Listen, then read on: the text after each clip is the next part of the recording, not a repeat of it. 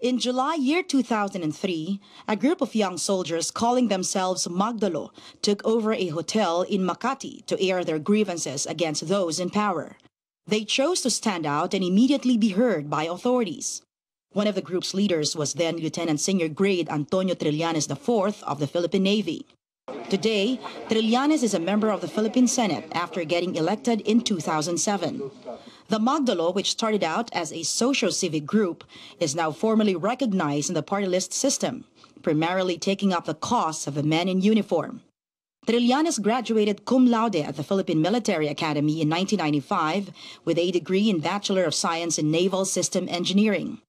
As a former naval officer, his unit helped run after smugglers, illegal loggers, and poachers within the country's territory. Trillanes' military career was also highlighted by the search and rescue efforts for the survivors of the ill-fated MV Princess of the Orient. Various groups have given recognition to his campaign against criminality. Not one to rest on his laurels, he pursued postgraduate studies at the University of the Philippines and finished a master's degree in public administration. He also completed the National and International Security Program at the Harvard Kennedy School in Cambridge, Massachusetts. He minces no words in pursuing his advocacies, even if it meant going against the highest officials of the land. As a staunch critic of the Arroyo administration, he was imprisoned for more than 7 years, but was pardoned by the Aquino administration. He was apparently destined to become a senator after winning a seat in the 2007 elections despite campaigning inside his detention. At the Senate, Trillanes took his anti-corruption campaign at a higher level, this time exposing alleged anomalies involving Vice President Jejomar Binay. He was also among the senator judges who voted to convict then Chief Justice Renato Corona in his impeachment trial. Among his landmark legislations are the Archipelagic Baselines Law and the law on the immediate release of retirement benefits of government employees. Other measures he co-authored are the Salary Standardization Law, Cheaper Medicines, Magna Carta for Disabled Persons, and Expanded Senior Citizens Act. On his second term as lawmaker, Trillanes also pushes for peace and order and poverty alleviation as among his advocacies. While he was born in Caloocan, he traces his roots in Albay, making him one of the contenders for the Bicol votes. He is also one of the 3 Nacionalista Party members aspiring to get support for the vice presidential race. We have in the studio Vice Presidential candidate Senator Antonio Trillanes IV. Good afternoon. Good afternoon, Ms. Amelie. So, Senator Trillanes, you are running as an independent and not under the Nacionalista Party. Why is that so? Well, I'm still a member of the Nacionalista Party, but since 2 or 3 members of the Nacionalista Party are running for Vice President as well, the NP decided not to issue any certificate of nomination from for all three, so we filed as independents. But being an independent candidate, and they always say that it's expensive to run for an elective post, where will your support be coming from, your financial support? It will be coming mainly from the Nacionalista Party through Senator Manny Villar, as he assured us that he would support us still. And I believe there are some well-meaning friends and relatives and business leaders who would want to have us in a higher office. So that means the NP is supporting all 3 of you somehow? Yes, yes. Now, you also, when you told the public that you'll be running for Vice President, you also said that you will be supporting the campaign, or you will be supporting Senator Grace Poe for President. Now, you're also known to be a staunch ally or a supporter of President Aquino. Then why choose Grace and not Mar Rojas? Well, it was a collective decision of the Magdalo organization. We set a criteria to choose our next leader. Then we chose, we pre-selected 3 candidates, Senator Grace Poe, Secretary Mar Rojas, and Mayor Duterte. And most of our chapter leaders, numbering 600 all over the country, picked Senator Grace Poe. Now, how did you speak to Senator Grace Poe about this? Well, after that, we formally conveyed to her the decision of the group, and she accepted it. She was very grateful, and she sent her son to witness the formal endorsement. What's her commitment to you then? Nothing really, except that we would be a major partner in a Grace Poe administration. Okay, now many are saying that is there a strategy going on here with the Nationalista Party? I mean, you said that the NP is somehow supporting the three candidates running for vice president. I mean, where is the party going to? Why is this? Why didn't they just decide on just one? At least they will have the full support for that particular person. Well, what's its long-term goal, if there is some? Well, let's address the long-term goal first. The long-term goal is to be a major player in the 2022 presidential elections. And it starts in 2016. Now, just following our slogan of Ang Bayan, Higit sa Lahat, you can see that the NP, while we are positioned in Senator Grace Poe, Senator Miriam Santiago, and Mayor Duterte, we didn't position or align ourselves with Vice President Binay. So it speaks a lot in terms of looking out for the welfare of the country. Now, I believe it's a strategic decision in the sense that no matter how hard we tried, we just can't be a major player in the 2016 elections. Some of our party members floated the idea of running for president, but it just didn't pan out. So we made that strategic decision to continue our preparation so that we can be competitive in 2022. Now, I understand that the Magdalo Group, you commissioned a survey about the possibilities of who, at the current moment, voters would be choosing for. Now, so far, what's the trend that your group is seeing? Well, based on the ongoing survey that we're conducting, for president, Senator Grace Poe has widened her lead over the other candidates. And for Vice President, Senator Chis Escudero and Senator Bongbong Marcos are the frontrunners. My own candidacy is somewhere in the middle of the pack. Somewhere in the middle of the pack. Well, they were saying that there are just too many candidates, for example, who are somehow who somehow have relations or come from the Bicol region and could be one of the reasons that may split your votes. What are your thoughts on that? It's a valid argument, but the Bicol votes in of itself won't be enough to make a vice president. You'll have to win over all the other regions as well. And we really wish that we could have united the Bicol region. But it is what it is. Other Bicolano candidates are also offering themselves to the country. And it's good for the region. We have 4 chances of having a Bicolano vice president. Where do you think your votes will be coming from? It will be coming from some sectors, like the uniformed services and their families, because they would have that natural affinity for a fellow man in uniform. Then also for our sectoral organization, the Magdalos, we have a significant number of members, so that's where the votes would be coming from. You mentioned getting votes from those who have similar, who come from the military, but then there's also Senator Gringo Honasan, and some are also seeing that maybe it could also split the votes of those who may choose either the two of you. Well, again, that's a valid observation. It can split the votes, or it may not. It would just depend on how they would see Senator Honasan and myself in the kind of service that we have done for our country so far. Now, you're not leading at the moment in the vice presidential race. What's your strategy? How do you plan to get the votes that you need?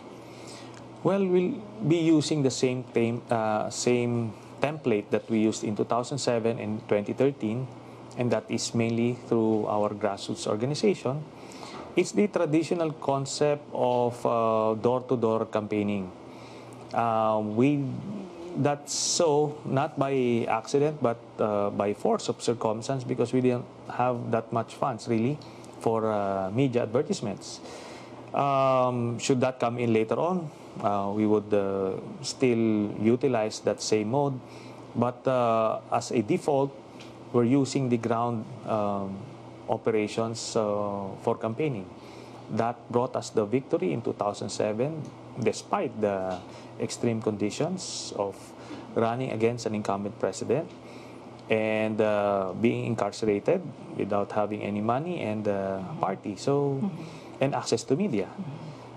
So it's a workable template. So you feel like if you're going to do what you did before, it may still be helping you this time around? Yes, and significantly we have increased our membership from that point until to now. I think around that time we only have around 10,000 members, but now it has ballooned to 550,000 members. So we'll just have to see if that will still work. Now, Senator Trillanes, we also gathered questions from various sectors. They have questions for you. So let's listen in. Here's a question from a student. I heard from House Speaker Sonny Belmonte that the anti-dynasty bill is not in the priorities anymore. What is your take on this? Okay, my take on the anti-dynasty law or anti-dynasty bill is I would like to address the problem at its core. I think it boils down to the education of the voters or awareness of the candidates. Now, it's no guarantee that whether a public official, an elected official who has no relatives in government would not commit corruption. So it boils down to corruption and effectiveness in office or competence.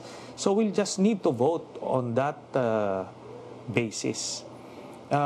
We should not be focused on the surname because it's no guarantee whether it's going to be positive or not. You need to really research on the background of the candidate, what kind of person he or she is, what has he done for the country, and what he is offering to do for our country. So we should push for that bill? I'm really ambivalent because precisely I would like us not to look at the surname altogether, whether they have relatives or not in government. Just look at the candidate, examine them through their own merits.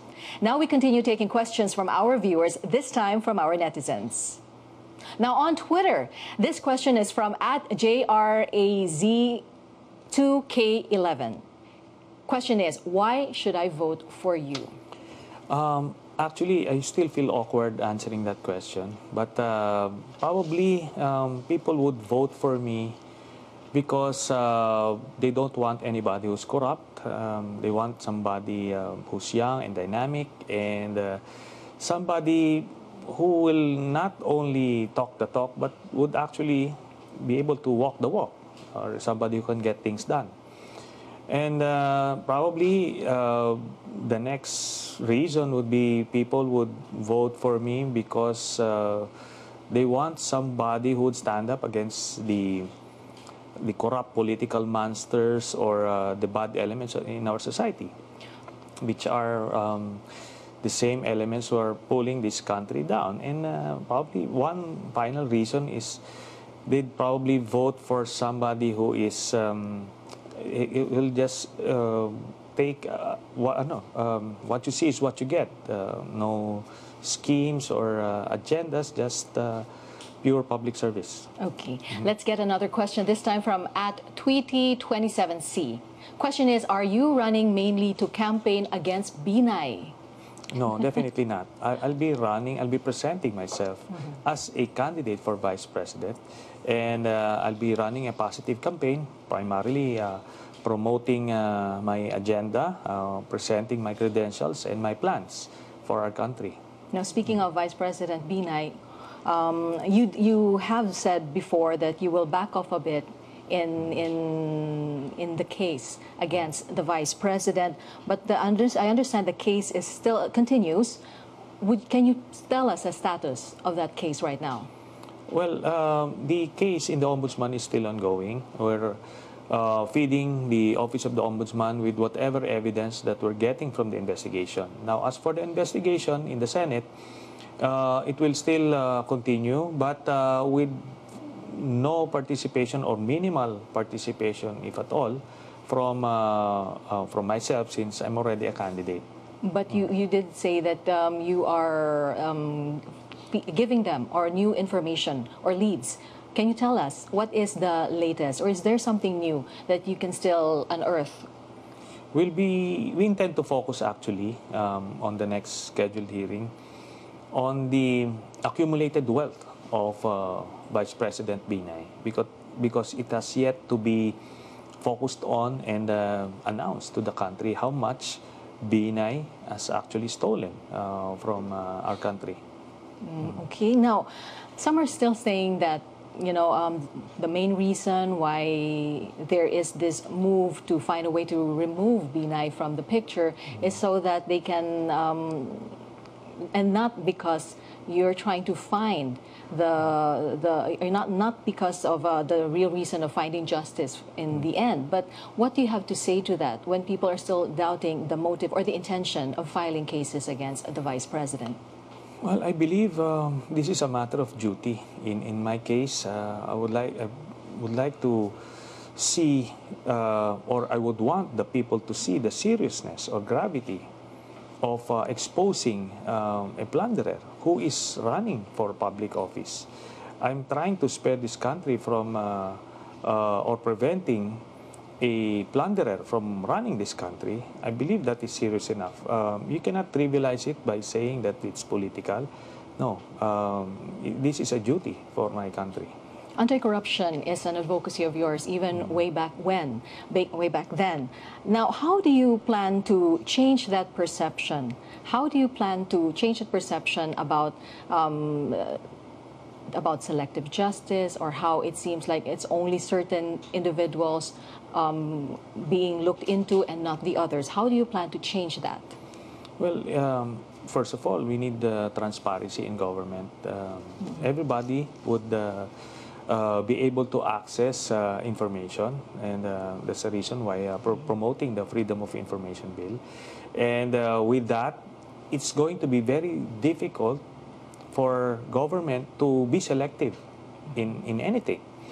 And it would help, for example, there's a new administration, it would help if you would put in good and honest and competent people in government, so that they're expected to be fair in dealing with all these cases. What will happen if Binay becomes president and you become vice president? That would be, well, heaven forbid that will happen, because it will be very bad for the country, and not only for myself. But should that be the case, then I'll accept the mandate of the people. I will accept that they want him, regardless, warts and all, to run this country for the next 6 years. But still, I won't abdicate on my role as a fiscalizer. I will continue to be a watchdog of our bureaucracy. Okay, now here's another question from our viewer, from @Gibo1617. What changes have you brought to the country from the time you headed the Oakwood mutiny up until the present? Give at least 3. Well, one of our complaints during the Oakwood incident was the antiquated equipment, the neglect that the AP had been subjected to all those years. So when I was elected senator, I was able to do something about it, and I was the principal author of the AP modernization law that is now allowing us to buy new equipment and upgrade our capability of our armed forces. Then also, one of our grievances then was the lack of benefits and salaries and allowances of the soldiers. So again, I sponsored and authored the increase in subsistence allowance of the soldiers, policemen, and the other uniformed personnel. Then the third one is I was the co-author of the Salary Standardization Law 3 that more than doubled the salaries of the soldiers. So that's very major from my point of view. Okay, now let's look into some of our questions from different sectors. Let's listen into Chester Hinayon. Kaya niya bang tanggalin ang mga pulpul, mababagal, inepisyente ng mga tao ng gobyerno? Kasi kung hindi matatanggal ang mga yan, walang mangyayari sa bansa. Okay, hindi naman nila lahat, na lahat ay pulpul. Pero for those who may need a bit of push, how will you address that? Well, first things first, we need to give the government employees the rightful wages and benefits. We need to increase their salaries. That's the first thing that we need to do as an anti-corruption tool and also as a tool to make government or bureaucracy more efficient. So first, we gave them that. That will definitely boost their morale and give them that extra vigor in facing the day-to-day chores of serving the country. Then after that, we need to strengthen the civil service commission. Then that's where we can focus on the merits of every government employee. So it's a carrot and stick thing. You give them the carrot first, motivate them to give them a better incentive to work harder. Then, if they still won't, that's the time to bring out the stick so that you can weed out the corrupt and the inefficient. Okay. Now, there are still other issues, but we ran out of time. But thank you so much, Senator Trillanes, for joining us today. What's your final word? Well, thank you very much for this opportunity to be heard. I'm looking forward to presenting my agenda to the people in this coming campaign period. Thank you. Thank you so much. That was Senator Antonio Trillanes IV.